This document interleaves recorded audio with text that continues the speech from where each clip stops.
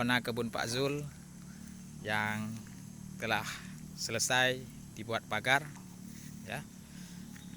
Pagar bagi kebun kita adalah salah satu hal yang perlu, ya, karena ini bisa terhindar daripada rusaknya tanaman, baik itu oleh binatang maupun yang lain.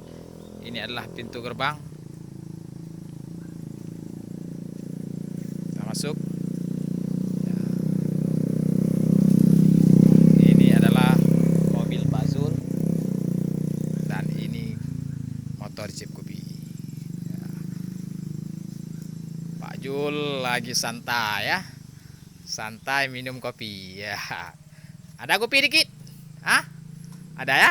Ayo tak, nah? Ayo tak Pak Zul.